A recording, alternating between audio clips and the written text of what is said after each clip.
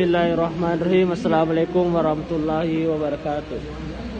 Perkenalkan, nama saya Dimas Adra Mulana, yang akan menjelaskan materi pertama, yaitu tentang sejarah munculnya madrasah. Langsung saja, sejarah munculnya madrasah. Madrasah dari kata darasa, berarti tempat duduk untuk belajar, dan dapat berubah menjadi madarisun, isim fa'il dari kata dari kata darasa, yang berarti pengajar. Berdasarkan pengertian tersebut, maka ada saja beranggapan bahwa sejak awal dilaksanakan dakwah Islamiyah, mulai sejak itu pula sudah ada madrasah yang merupakan tempat menerima dan memberikan pelajaran bentuk, baik itu dilaksanakan di kitab-kitab maupun baik itu dilaksanakan di kitab-kitab maupun di masjid-masjid dan bahkan di tempat lain. Kepentingan mengajar, kepentingan pengajaran menulis dan membaca bagi anak-anak yang sekaligus juga memberikan pelajaran Al-Quran dan dasar-dasar agama diselenggarakan kitab-kitab yang berpisah dari masjid. Dalam perkembangan selanjutnya, kitab tersebut dijadikan sebagai pendidikan tingkat dasar, sedangkan masjid dalam bentuk halaqah yang memberikan pendidikan dan pengajaran tentang berbagai ilmu pengetahuan. Merupakan tingkat pendidikan di masjid ini biasanya hanya orang-orang yang berkepentingan. Orang-orang yang berkepentingan pengajaran menulis dan membaca bagi anak-anak yang sekaligus juga memberikan pelajaran Al-Quran dan dasar-dasar agama diselenggarakan kitab-kitab yang terpisah dari masjid. Di dalam perkembangan selanjutnya, kitab tersebut dijadikan sebagai pendidikan tingkat dasar, sedangkan di masjid dalam bentuk halaqah yang diberikan pendidikan dan pengajaran yang tentang berbagai ilmu pengetahuan. Pada dasarnya begini, timbulnya madrasah di dunia Islam merupakan usaha perkembangan dan penyempurnaan zawiyah tersebut guna menampung pertumbuhan dan perkembangan ilmu. Kata madrasah berasal dari kata bahasa Arab yang berarti sebagai keterangan tempat atau zaraf, dari kata darasa, yadrusu, darsan, dan madrasatan yang mempunyai arti tempat belajar, para pelajar, atau diartikan jalan tarik. Dan di samping kata madrasah berasal dari kata darasa yang berarti membaca dan belajar dalam bahasa Hud atau Arami. Darasa yang berarti membaca dalam belajar bahasa Hud atau Arabi, baik dari bahasa Arab atau Arami, mempunyai konotasi arti yang sama, yakni tempat belajar. Selanjutnya materi kedua itu tentang madrasah sebagai lembaga pendidikan Islam. Materi kedua yaitu madrasah sebagai pendidikan Islam. Jadi perlu kita ketahui bahwasanya kata madrasah merupakan veter salim, yang ini salim memiliki arti yaitu proses, memiliki arti proses. Cara atau perubahan, pergeseran atau peralihan sikap, dan senantiasa modernisasi bisa juga berarti yaitu modern atau memodernkan. Kata madrasah dilihat dari segi gramatika bahasa Arab yang merupakan bentuk kata keterangan tempat dari kata darasa. Selanjutnya itu sebagai sekolah agama, karena secara sosiologi masyarakat Muslim Indonesia tidak menerjemahkan kata madrasah sebagai sekolah agama, karena secara sosiologi secara sosiologi masyarakat Muslim Indonesia tidak menerjemahkan kata madrasah ke dalam bahasa Indonesia sehingga masyarakat lebih memahaminya sebagai lembaga pendidikan Islam, yakni tempat untuk belajar agama atau tempat untuk memberikan pelajaran agama dan keagamaan. Karena itu sejak kemunculan madrasah di Indonesia sudah mengadopsi sistem sekolah modern.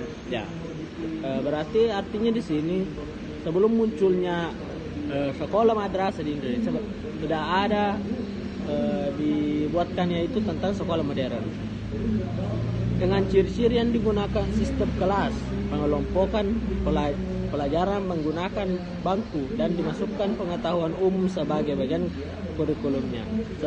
Sebagai kelanjutannya, lembaga pendidikan madrasah itu secara berangsur-angsur diterima sebagai salah satu institusi pendidikan Islam yang juga berperan dalam perkembangan peningkatan mutu pendidikan Indonesia. Kemudian sejak awal pertumbuhannya orientasi madrasah dijatuhkan pada pilihan-pilihan sebagai berikut. Yang pertama itu madrasah sebagai lembaga pendidikan yang semata-mata untuk mendalami agama. Yang kedua, madrasah yang didirikan tidak hanya untuk mengerjakan ilmu-ilmu pengetahuan dan nilai-nilai Islami, tetapi juga memasukkan pelajaran-pelajaran yang diajarkan oleh sekolah-sekolah yang diselenggarakan oleh pemerintah Hindia Belanda. Jadi di sini madrasah itu sudah lama. Mungkin itu saja yang perlu saya sampaikan. Lebih dan kurangnya mohon dimaafkan. Hadanallahu wa iyyakum. Baik. Bismillahirrahmanirrahim. Assalamualaikum warahmatullahi wabarakatuh. Perkenalkan, nama saya Rosiana, perwakilan dari kelompok 11 Sejarah Pendidikan Islam. Baik, di sini saya akan melanjutkan materi kami yaitu mengenai madrasah bagian C, yaitu sistem pendidikan dan pengajaran di madrasah. Sistem pengajaran yang digunakan di madrasah adalah perpaduan antara sistem pada pondok pesantren dengan sistem yang berlaku di sekolah-sekolah modern. Penilaian untuk kenaikan tingkat ditentukan dengan penguasaan terhadap sejumlah bidang pengajaran tertentu. Pada perkembangan selanjutnya, sistem pondok mulai ditinggal dan berdirilah madrasah-madrasah yang mengikuti sistem yang sama dengan sekolah-sekolah modern. Namun demikian, pada tahap awal madrasah tersebut masih bersifat diniyah, di mana mata pelajaran hanya agama dengan penggunaan kitab-kitab bahasa Arab. Sebagai pengaruh dari ide-ide pembaharuan yang berkembang di dunia Islam dan kebangkitan bangsa Indonesia, sedikit demi sedikit pelajaran umum masuk ke dalam kurikulum madrasah. Buku-buku pelajaran agama mulai disusun khusus sesuai dengan tingkatan madrasah, sebagai halnya buku-buku pengetahuan umum yang berlaku di sekolah-sekolah umum. Kurikulum madrasah atau sekolah-sekolah agama mempertahankan agama sebagai mata pelajaran pokok, walaupun dengan presentasi yang berbeda.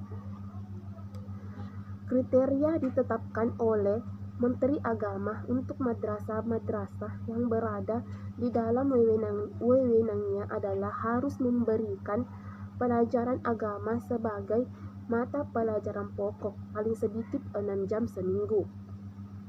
Dari unsur-unsur di atas dapat disimpulkan bahwa pada dasarnya sistem pendidikan dan pengajaran di madrasah merupakan perpaduan antara sistem yang berlaku di pondok pesantren dengan sistem yang berlaku di sekolah-sekolah modern. Adapun bagian D, yaitu peran madrasah dalam pendidikan Islam. Sebagaimana yang telah kita ketahui, tujuan didirikannya lembaga pendidikan Islam yang tidak lain adalah madrasah untuk mengembangkan ilmu pengetahuan dan pendidikan umum tanpa meninggalkan nilai-nilai Islam untuk memenuhi kebutuhan modernisasi pendidikan.